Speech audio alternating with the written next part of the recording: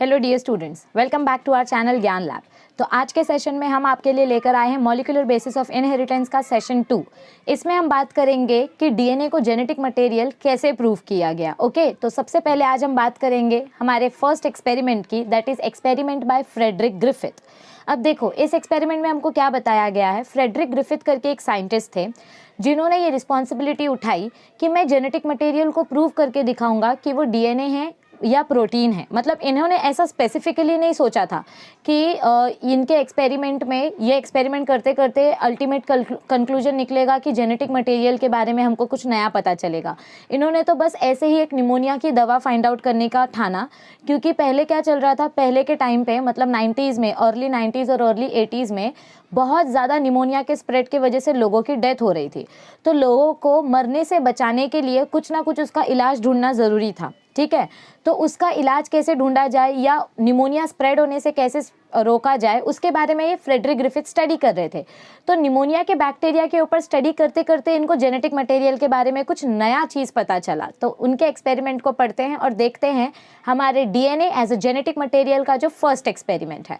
तो देखो, अब यहाँ पर आपको फर्स्ट एक्सपेरिमेंट में फ्रेडरिक ग्रिफिथ के बारे में पहले बताया गया है। क्या बताया इनके बारे में?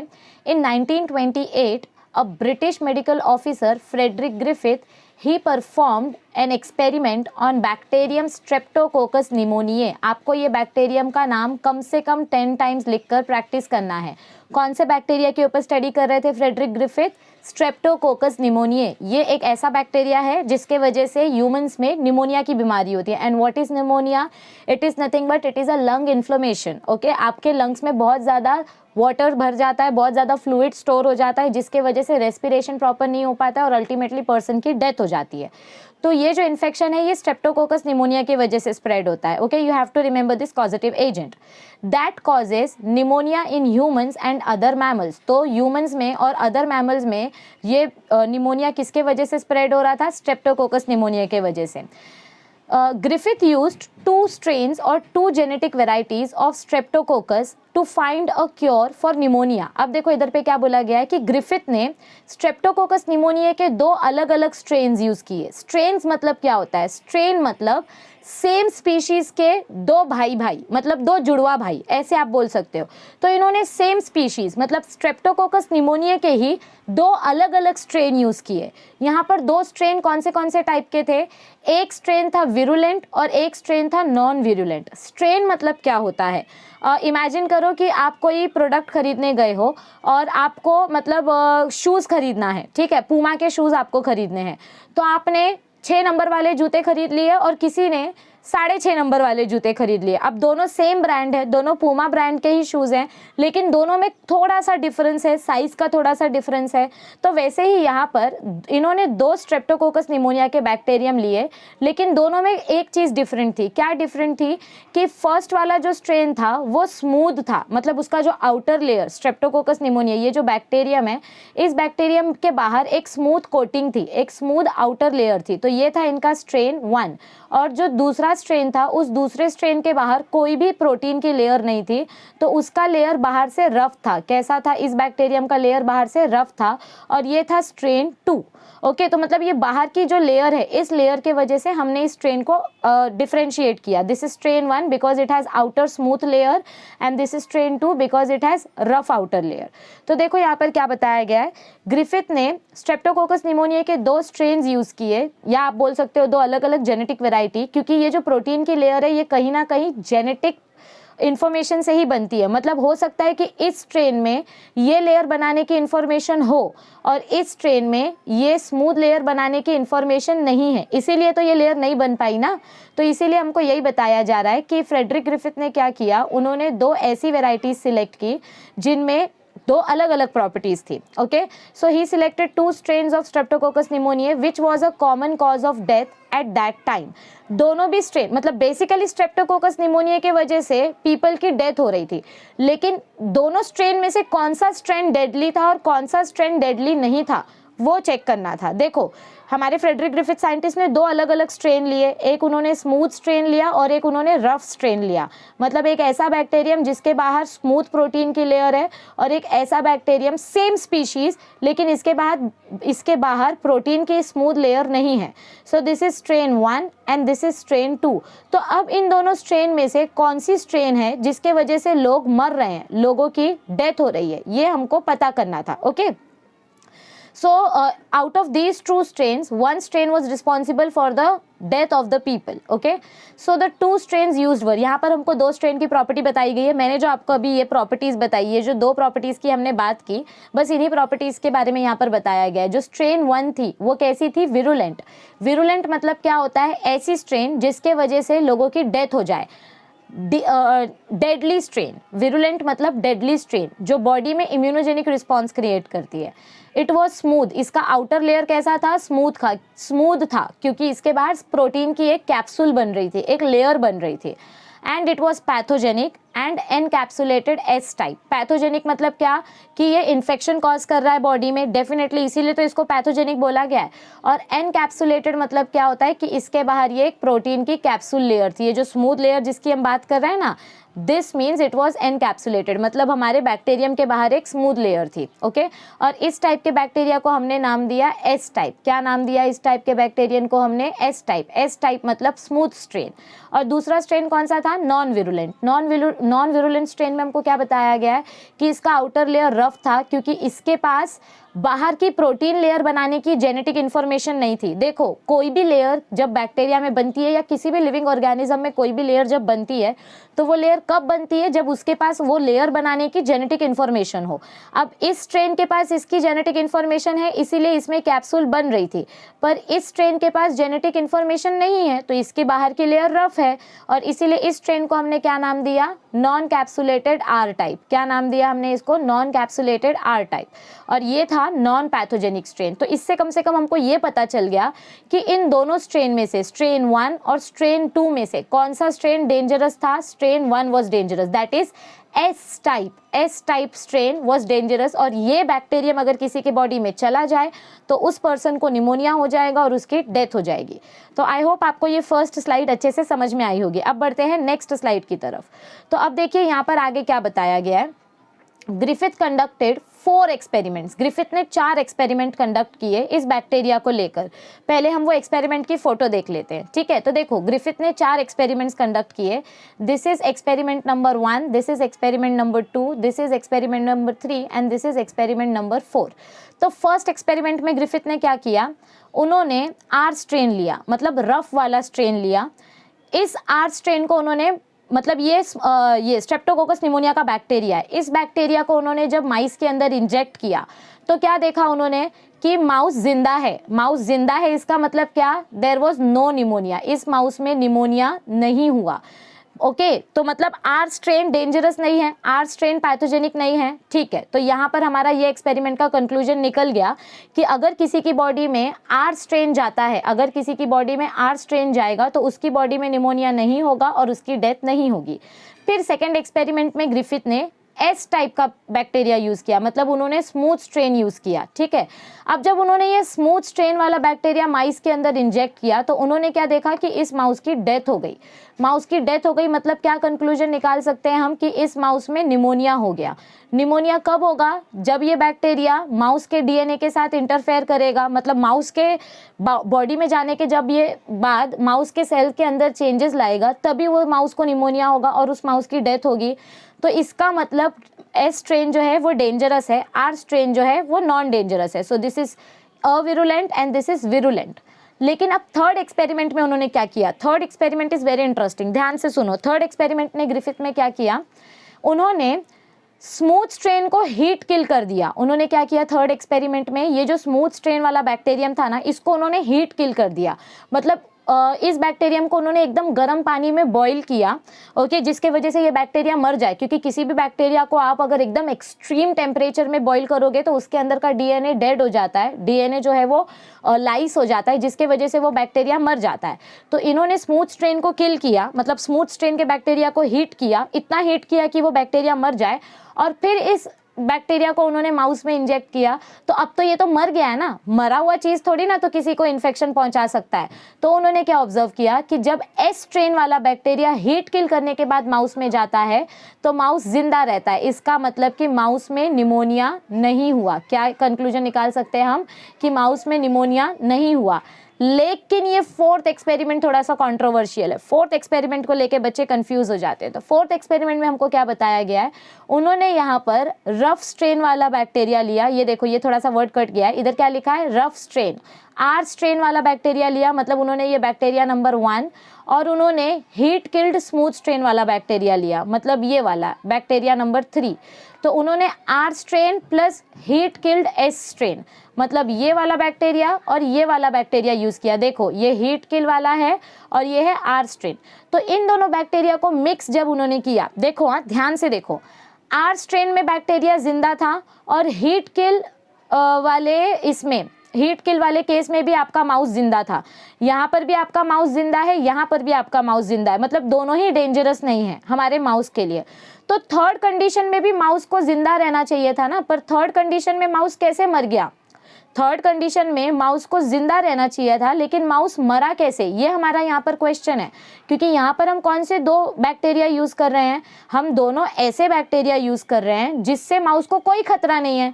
आर स्ट्रेन से भी माउस को कोई खतरा नहीं है। ये देखो, ये आर स्ट्रेन से भी माउस आपका जिंदा है और हीट किल एस स्ट्रेन से भी माउस जिंदा है, और हमने तो दोनों नॉन डेंजरस चीजों को मिलाया। तो इधर पे माउस मरा कैसे। This is a very important and interesting controversial question. तो इसको समझने के लिए हम अब थोड़ा सा पीछे जाते हैं, देखते हैं थियोरी में हमको क्या बताया है। तो इधर देखो क्या बताया हमको यहाँ पर। ग्रिफिथ ने क्या किया, ग्रिफिथ ने 4 अलग अलग एक्सपेरिमेंट्स कंडक्ट किए। जो एक्सपेरिमेंट्स के बारे में अभी हमने देखा, फटाक से ये थियोरी पढ़ लेते हैं। सबसे पहले first he injected bacteria of S strain to the mice. उन्होंने सबसे पहले क्या किया, फर्स्ट एक्सपेरिमेंट में आर स्ट्रेन बैक्टीरिया इंजेक्ट किया माइस के अंदर। तो क्या रिजल्ट देखने को मिला इनको, द माइस सर्वाइव्ड। माइस क्या था, माइस वॉज अलाइव। इसका मतलब कि उसके अंदर निमोनिया नहीं हुआ। फर्स्ट केस में क्या देखने को मिला, माइस के अंदर निमोनिया नहीं हुआ। अब बात करते हैं सेकंड केस की। तो सेकंड एक्सपेरिमेंट में हमारे फ्रेडरिक ग्रिफिथ ने क्या किया, he injected bacteria of S strain. Second case में, सेकेंड एक्सपेरिमेंट में एस स्ट्रेन बैक्टीरिया माइस के अंदर इंजेक्ट किया गया। तो क्या देखा गया कि माइस को निमोनिया हो गया। माइस को क्या हो गया, माइस डाइड। सेकेंड केस में माइस डाइड, वाई, क्योंकि उसके अंदर निमोनिया हो गया। यहाँ पर नो निमोनिया और यहाँ पर निमोनिया हुआ। तो सेकेंड केस में एस स्ट्रेन की वजह से माइस जो है उसके अंदर निमोनिया हुआ और वो मर गया। अब थर्ड केस में हमारे साइंटिस्ट ने क्या किया, थर्ड केस में उन्होंने इस एस स्ट्रेन को हीट किल कर दिया। उन्होंने क्या कर दिया, एस स्ट्रेन को हीट कर दिया और फिर माइस के अंदर इंजेक्ट किया। तो उनको क्या देखने को मिला कि माइस अभी भी जिंदा है। माइस क्या है, अभी भी जिंदा है। तो इसका मतलब अगर मैं एस स्ट्रेन को हीट कर दूं और फिर माइस के अंदर डालूं तो माइस को निमोनिया नहीं होगा। माइस को क्या नहीं होगा, माइस को निमोनिया नहीं होगा। ठीक है, तो थर्ड एक्सपेरिमेंट में उन्होंने यही किया। He injected heat killed S strain bacteria to mice, once again the mice survived. लेकिन अब ये जो फोर्थ एक्सपेरिमेंट है, फोर्थ एक्सपेरिमेंट में हमारे साइंटिस्ट ने क्या किया था, फोर्थ एक्सपेरिमेंट में उन्होंने आर स्ट्रेन लिया था और हीट किल्ड एस स्ट्रेन लिया था। कौन से दो स्ट्रेन लिए थे, उन्होंने एक आर स्ट्रेन लिया, live bacteria of R strain, और heat killed bacteria of S strain, मतलब एक live bacteria of R strain और एक heat killed bacteria of S strain. इन दोनों को जब उन्होंने मिक्स करके माइस में डाला तो कंक्लूजन क्या आना चाहिए था, माइस का वो जिंदा रहना चाहिए था। कंक्लूजन क्या आना चाहिए था कि माइस को जिंदा रहना चाहिए था, लेकिन माइस तो मर गया। अब ये माइस मरा कैसे, ये हमारा क्वेश्चन है, बराबर ना। क्योंकि देखो, इस केस में भी माइस जिंदा है और इस केस में भी माइस जिंदा है, और हमने तो इन्हीं दोनों सोल्यूशन को मिक्स करके यहाँ पर डाला है। तो आखिर ये माइस जिंदा क्यों नहीं है, ये मरा कैसे। तो इसका मतलब क्या हुआ, देखो यहाँ पर, the mice died and the Griffith recovered large number of live S strain bacteria from the blood of the dead mice. तो जब हमारे साइंटिस्ट ने इस माइस का ब्लड सैंपल निकाला, ये जो माइस मर गया, फोर्थ एक्सपेरिमेंट वाला जो माइस था, ये फोर्थ एक्सपेरिमेंट वाला माइस जो मर गया, इसका जब उन्होंने ब्लड सैंपल कलेक्ट किया तो हमारे साइंटिस्ट को क्या देखने को मिला, इस ब्लड सैंपल में बहुत सारे एस स्ट्रेन के बैक्टीरिया उनको देखने को मिले। क्या देखने को मिले उनको, बहुत सारे। He found large number of live S strain bacteria. अब आप सोच रहे होंगे कि अरे मैम, हमने तो एस स्ट्रेन बैक्टीरिया को किल कर दिया था, फिर ये वापस से जिंदा कैसे हो गया? क्योंकि हमने तो इधर पे heat kill S strain bacteria use किया है ना। तो मरे हुए चूहे का जब हमने ब्लड टेस्ट किया कि आखिर ये मरा क्यों, इसको तो जिंदा रहना चाहिए था, तो ये मरा क्यों, ये चेक करने के लिए जब हमने अपने माइस का ब्लड टेस्टिंग की तो हमको क्या पता चला कि इस ब्लड में, ये जो ब्लड है, इस ब्लड में ढेर सारे एस स्ट्रेन के बैक्टीरिया है। और हमने क्या देखा है, जिस भी माइस के अंदर एस स्ट्रेन का बैक्टीरिया होगा वो क्या हो जाएगा, मर जाएगा। लेकिन अब सवाल ये उठता है कि यहाँ पर ये एस स्ट्रेन बैक्टीरिया आया कहाँ से, लाइव एस स्ट्रेन बैक्टीरिया आया कहाँ से? क्योंकि हमने तो मरा हुआ एस स्ट्रेन डाला था। तो आपके इस क्वेश्चन का आंसर यहाँ पर है। इधर देखो क्या बताया है, in these 4 experiments something had caused harmless strain R bacterium to change into deadly S strain bacterium. देखो पिछली वाली स्लाइड में देखो, ये जो 4th एक्सपेरिमेंट है ये हमको समझना है। इसमें हमने आर स्ट्रेन लाइव है, आर स्ट्रेन कैसा है, जिंदा है, और एस स्ट्रेन मरा हुआ है। एस स्ट्रेन कैसा है, हीट किल्ड है, एस स्ट्रेन मरा हुआ है। लेकिन जब हमने इस मरे हुए माइस का ब्लड सैंपल निकाला तो इसके ब्लड सैंपल में से हमको क्या देखने को मिले, लाइव एस टाइप बैक्टीरिया देखने को मिले। तो इसका मतलब, और आर टाइप बैक्टीरिया गायब हो गया, ये वाले जो आर टाइप बैक्टीरिया है, ये वाले जो आर टाइप बैक्टीरिया ये गायब हो गए, और क्या देखने को मिल रहा है हमको, लाइव एस टाइप बैक्टीरिया देखने को मिल रहा है। अब कोई भी मरी हुई चीज तो जिंदा हो नहीं सकती, मतलब सिंपल सी बात है कि ये जो आपका मरा हुआ हीट किल्ड स्ट्रेन है ये वापस जिंदा नहीं हो सकता, ये तो डेड है। लेकिन आर स्ट्रेन एस स्ट्रेन में कैसे बदल गया? क्योंकि ब्लड में एक भी आर स्ट्रेन नहीं मिला, सिर्फ क्या देखने को मिले, एस टाइप के बैक्टीरिया देखने को मिले। तो आर स्ट्रेन कहाँ गायब हो गया? इसका मतलब कि इस मरे हुए बैक्टीरियम का कुछ पार्ट आर स्ट्रेन के साथ जाके मिक्स हो गया, जिसके वजह से आर स्ट्रेन कन्वर्ट हो गया एस स्ट्रेन में। क्या बोला मैंने आपको कि आपके मरे हुए माउस में से जब हमने ब्लड सैंपल निकाला तो इसमें एक भी आर स्ट्रेन नहीं था, इसमें सिर्फ क्या थे, बहुत सारे एस स्ट्रेन थे। तो आर स्ट्रेन कहाँ गए? आर स्ट्रेन कहीं गए नहीं, आर स्ट्रेन ही एस स्ट्रेन में कन्वर्ट हो गए। तो ये आर स्ट्रेन कैसे कन्वर्ट हुए एस स्ट्रेन में, वो हम पढ़ते हैं। सो देखो यहाँ पर क्या बताया गया है, in this 4 experiments something had caused harmless strain R bacterium to change into deadly S strain bacterium।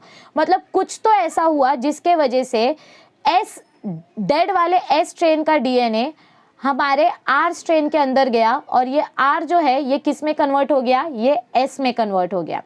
Griffith showed that the change was genetic. Griffith ने हमको क्या बोला कि ये जो मरा हुआ S स्ट्रेन बैक्टीरिया है ना, इसका DNA R स्ट्रेन के साथ जाके मिक्स हो गया, और जिसके वजह से हमारा आर स्ट्रेन एस स्ट्रेन में कन्वर्ट हो गया।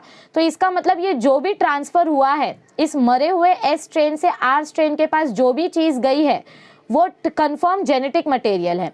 He suggested that genetic material from heat killed strain S bacterium had somehow changed the living strain R bacterium into strain S bacterium। तो फ्रेडरिक ग्रिफिथ हमको बार बार यही बोलने की कोशिश कर रहे थे कि ये जो हीट किल्ड एस स्ट्रेन था, कौन सा स्ट्रेन, ध्यान से सुनो, ये जो हीट किल्ड एस स्ट्रेन था इसके अंदर का genetic material live R strain के अंदर चला गया, और ये आर स्ट्रेन, ये जो आर स्ट्रेन है ये किस में बदल गया, ये लाइव एस स्ट्रेन में बदल गया। मतलब ये जो डीएनए है ये डीएनए जाके हमारे आर स्ट्रेन के साथ इंटरफेयर किया, तो इस डीएनए के वजह से हमारे आर स्ट्रेन के बाहर एक प्रोटीन की लेयर बन गई, जिसके वजह से अब ये आर स्ट्रेन बन गया एस स्ट्रेन।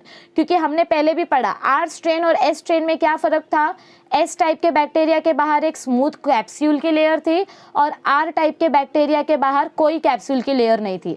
लेकिन जब एस टाइप का जो डीएनए है, ये डीएनए जब आर टाइप में जाएगा तो उस डीएनए के वजह से आर टाइप के बाहर भी एक प्रोटेक्टिव लेयर बन जाएगी। आर टाइप के बाहर क्या हो जाएगा, इधर देखो, ये डीएनए जब आर टाइप में आएगा तो आर टाइप के बाहर भी एक प्रोटेक्टिव लेयर बन जाएगी कैप्सूल की, और ये आर कन्वर्ट हो जाएगा एस में, और जिसके वजह से आपका माउस जो है वो मर गया। क्योंकि हमने क्या पढ़ा था कि जिसके भी बॉडी में एस टाइप बैक्टीरिया जाता है उसकी डेथ हो जाती है। Okay, so Griffith concluded that the R strain bacterium must have taken up to what he called a transforming principle from the heat killed S bacterium। तो Griffith ने यहाँ पर हमको क्या कंक्लूजन दिया कि ये जो R strain बैक्टीरियम था, इस R strain बैक्टीरियम ने एस स्ट्रेन बैक्टीरियम से कुछ तो ऐसी चीज रिसीव कर ली। देखो यहाँ पर मैं आपको बताती हूँ, 1 second, let me just erase this. हाँ देखो इधर पे क्या बताया जा रहा है, क्या बताने की कोशिश की जा रही है हमको, 1 सेकेंड।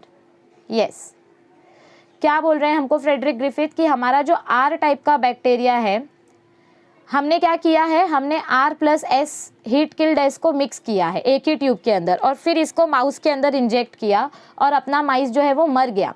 तो ये कैसे मरा, क्योंकि इसके अंदर हमको ढेर सारे एस टाइप बैक्टीरिया देखने को मिले। तो ये एस टाइप बैक्टीरिया आए कहाँ से, क्योंकि हमने एस टाइप बैक्टीरिया का तो मार दिया था, तो मरी हुई चीज़ कभी जिंदा नहीं हो सकती।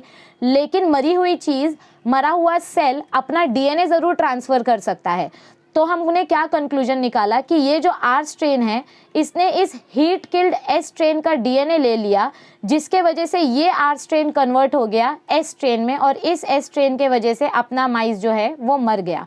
और उन्होंने इस ट्रांसफॉर्मेशन को, मतलब हीट किल्ड स्ट्रेन से जो डीएनए ट्रांसफॉर्म हुआ आर में और आर जो कन्वर्ट हो गया एस में, उन्होंने इसको नाम दिया ट्रांसफॉर्मिंग प्रिंसिपल। उन्होंने इस प्रोसेस को क्या नाम दिया, ट्रांसफॉर्मिंग प्रिंसिपल, क्योंकि उस टाइम पे जेनेटिक इन्फॉर्मेशन ऐसा कुछ पता नहीं था, ओके, या जेनेटिक रेप्लिकेशन भी कुछ पता नहीं था। So from the heat killed S bacterium, the DNA got transferred into the R strain, which allowed R strain to get transformed into the smooth coated bacterium and become virulent। तो 100 बात की एक बात, आज के पूरे लेक्चर का conclusion ये है कि अगर आप किसी हीट किल्ड बैक्टीरिया को जो विरुलेंट है, नॉन विरुलेंट बैक्टीरिया के साथ अगर मिक्स करते हो, तो इसका जेनेटिक इन्फॉर्मेशन उस नॉन विरुलेंट बैक्टीरिया के साथ मिक्स होके इसको विरुलेंट बना के कन्वर्ट कर देगा। और इस प्रिंसिपल को हम बोलते हैं ट्रांसफॉर्मिंग प्रिंसिपल। क्या बोलते हैं इसको हम, ट्रांसफॉर्मिंग प्रिंसिपल। आपको 2 मार्क्स के लिए ट्रांसफॉर्मिंग प्रिंसिपल के ऊपर शॉर्ट नोट आ सकता है। तो अगर पूरे लेक्चर का समरी निकालें तो हमने क्या देखा, फ्रेडरिक ग्रिफिथ ने स्ट्रेप्टोकोकस निमोनिया के ऊपर एक्सपेरिमेंट किया। उन्होंने 2 टाइप के स्ट्रेप्टोकोकस निमोनिया के बैक्टीरिया लिए, एक एस टाइप, एक आर टाइप। एस टाइप में बाहर प्रोटीन की लेयर है, आर टाइप में बाहर प्रोटीन की लेयर नहीं है। और उन्होंने 4 अलग अलग एक्सपेरिमेंट किए। 4 अलग अलग एक्सपेरिमेंट में क्या हमको देखने को मिला कि आर स्ट्रेन से माइस नहीं मर रहा है, लेकिन एस स्ट्रेन से माइस मर रहा है। और उसी एस स्ट्रेन को जब हम हीट किल कर रहे हैं तो माइस नहीं मर रहा है। लेकिन जब मैं इस स्ट्रेन और आर स्ट्रेन को, मतलब हीट किल्ड एस स्ट्रेन और आर स्ट्रेन को मिक्स कर रही हूँ तो भी मेरा माउस मर रहा है। क्यों? क्योंकि मेरा जो जिंदा आर स्ट्रेन है, इस आर स्ट्रेन में हीट किल्ड एस स्ट्रेन का डीएनए मिक्स हो जा रहा है और जिसके वजह से हमको लाइव एस स्ट्रेन देखने को मिल रहा है। मतलब ये आर कन्वर्ट हो जा रहा है एस स्ट्रेन में। देखो आर और एस में डिफरेंस क्या है, आर बैक्टीरिया के बाहर कोई कोटिंग नहीं है, ये आर वाला बैक्टीरिया है, और एस वाले बैक्टीरिया के बाहर एक प्रोटीन की लेयर है। तो जब हीट किल्ड एस बैक्टीरिया ने अपना डीएनए ट्रांसफर किया तो इस आर बैक्टीरिया के बाहर भी प्रोटीन की लेयर बन गई। ये प्रोटीन की लेयर बनने से होता क्या है कि माउस के जो WBC सेल्स होंगे वो इस बैक्टीरिया को नहीं मार पाए, तो उनको निमोनिया हो गया और माउस मर गए। और जब अपना आर बैक्टीरिया रहता था तो जो WBC आते थे, ये WBC आके डायरेक्ट इस आर बैक्टीरिया को मार देते थे, जिसके वजह से माउस में निमोनिया नहीं होता था और माउस जिंदा रहता था। समझ में आ रही है बात? तो बेसिकली ये प्रोटीन लेयर रिस्पॉन्सिबल है सब चीज़ के लिए। जिस बैक्टीरियम के बाहर निमोनिया के, जिस बैक्टीरियम के बाहर कैप्सूल होगी वो बैक्टीरिया डेंजरस, जिस बैक्टीरिया के बाहर कैप्सूल नहीं होगी निमोनिया का, वो बैक्टीरिया डेंजरस नहीं होगा। तो ये है हमारे आज के लेक्चर का कंक्लूजन। आई होप आपको लेक्चर समझ में आया होगा अच्छे से। अगर वीडियो अच्छी लगी है तो प्लीज़ अपने फ्रेंड्स के साथ शेयर कर दो, लाइक कर दो, शेयर कर दो, और अब तक अगर सब्सक्राइब नहीं किया है तो सब्सक्राइब बटन पर ज़रूर क्लिक कर दो, क्योंकि आपके मोटिवेशन से, आपके सब्सक्रिप्शन से हमें और ज़्यादा इंकरेजमेंट मिलती है और हम ज़्यादा से ज़्यादा मेहनत करने की कोशिश करते हैं। सो प्लीज़ स्टे ट्यून्ड, हम जल्दी और भी वीडियोस लाने वाले हैं इसी तरीके के। अगर आपको ये नए पैटर्न के वीडियोस अच्छे लग रहे हैं तो कमेंट सेक्शन पे ज़रूर बताओ कि ये पीपीटी वाला जो तरीका है एक्सप्लेन करने का, ये आपको मदद कर रहा है। तो हम यही मैनर कंटिन्यू करेंगे। बीच बीच में डायग्राम की अगर एक्सप्लेनेशन की ज़रूरत पड़ेगी तो मैं बोर्ड पर भी पढ़ाऊंगी। हर एक टेक्नोलॉजी सीखनी चाहिए, it is good for us, after all we have to evolve. Okay, so बने रहो ज्ञान लैब चैनल के साथ, पढ़ते रहो। Thank you, see you soon, stay tuned, take care, bye bye.